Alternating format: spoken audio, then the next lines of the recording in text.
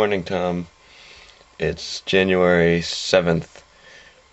I need to preface what I'm going to talk about this morning a little bit because it's not something commonly heard of. In fact, I had not heard of it until last night when I went to Staples and I purchased some computer wipes. And on the side of this package of computer wipes, it said new wet-dry technology, or something like that. I don't know, it might have not even said that at all, but that's what I imagine it said, and that's what I was thinking of when I woke up this morning. So I'm going to explain to you all wet-dry technology and its amazing uses in the modern world, and in history, I guess. Okay, 2 minutes, here we go. Wet/dry technology can be considered one of humanity's most underappreciated achievements. It carries out the applications of something being wet, while not being wet at all, and in fact being very dry. This was probably first appreciated by people that touched snakes and thought that they were slimy, because snakes have a slimy, wet, dry feeling to them. Because as you touch a snake, you notice that it is kind of wettish feeling, but when you remove your hands and look at your fingers, you realize that they were never wetted in the first place.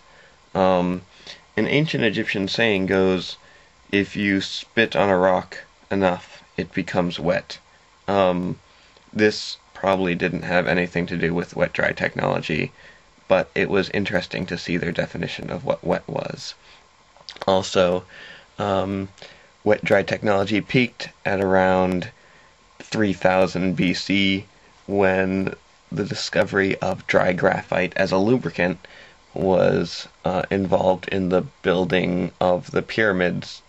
This is a mixture of truth and fact, I think, but it's a little early for me to discern which is which. Dry wet technology today is useful in computer wipes, as the ones I have purchased last night.